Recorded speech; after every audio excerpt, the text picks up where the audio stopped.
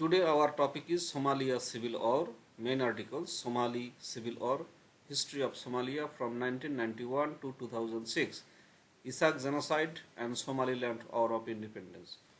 অর্থাৎ আজকে আমরা সোমালিয়ার গৃহযুদ্ধ, সোমালিয়ার ইতিহাস, সেটা 1991 সাল থেকে 2006 সাল এবং এটা একটা জেনোসাইড হয়েছিল অর্থাৎ গণহত্যা হয়েছিল তার ইতিহাস জানব এবং এই যে দেশটি সোমালিল্যান্ড তার স্বাধীনতা যুদ্ধের ইতিহাসও এই প্রবন্ধে পড়ব।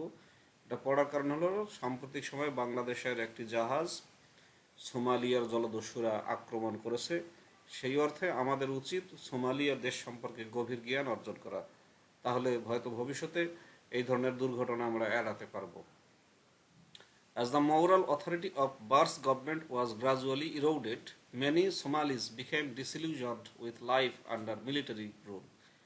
By the mid-1980s, resistance movements supported by Ethiopia's communist Darg administration had sprung up across the country. Bar responded by ordering punitive measures against those he perceived as locally supporting the guerrillas, especially in the northern region. The clampdown included bombing of cities with the northwestern administrative center of Hargeisa, a Somali national movement stronghold, SNM stronghold among the targeted areas in 1988. The bombardment was led by General Muhammad Said Harsi Morgan, Bar's son-in-law.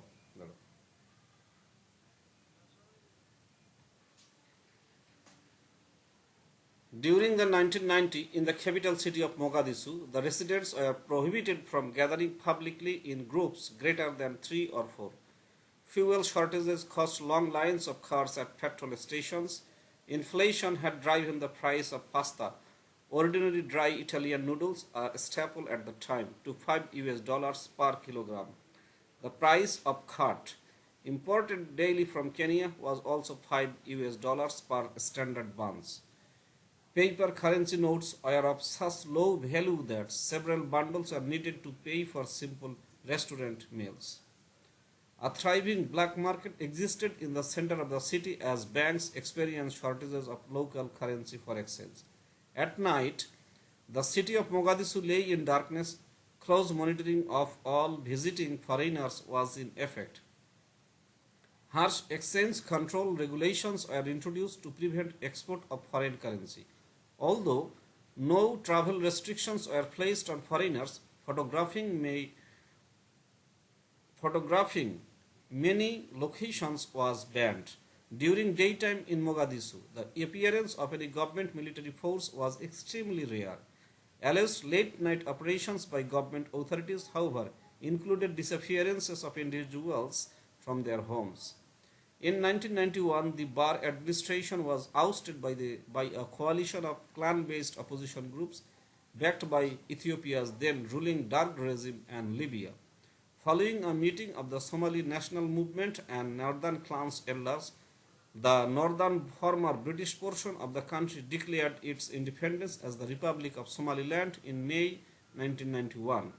Although the de facto independent and relatively stable compared to the tumultuous south, it has not been recognized by any foreign government. Many of the opposition groups subsequently began competing for influence in the power vacuum that followed the ouster of Bar's regime. In the south, armed factions led by USC commanders General Muhammad Farah Aidid and Ali Mahdi Muhammad in particular clashed as each sought to exert authority over the capital. In 1991, a multi-phased international conference on Somalia was held in neighboring Djibouti. Aidid boycotted the first meeting in protest. Owing to legitimacy bestowed on Muhammad by the Djibouti conference, he was subsequently recognized by the International of Somalia, Djibouti. Egypt, Saudi Arabia and Italy were among the countries that officially extended recognition to Muhammad's administration. He was not able to exert his authority beyond parts of the capital. Power was community as the new president instead vied with other faction leaders in the southern half of Somalia and with autonomous subnational entities in the north. The Djibouti conference was followed by two abortive agreements for national reconciliation and disarmament. which were signed by 15 political stakeholders, an agreement to hold an informal preparatory meeting on national reconciliation, and in 1993 Addis Ababa Agreement made at the Conference on National Reconciliation. In the early 1990s, due to the protracted lack of a permanent central authority, Somalia began to be characterized as a failed state.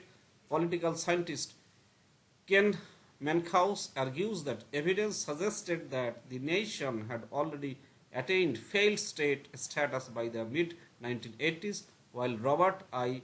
Rodberg similarly posits that the state failure had preceded the ouster of the Barr administration. When 2009, Brown in 2009 and Verhoeven 2009 also used Somalia during this period as a case study to critique various aspects of the state failure discourse. And that's all about the history of Somalia, why the Somalian people hijack or abduct the ships plying in their ocean. Thank you. Bye-bye.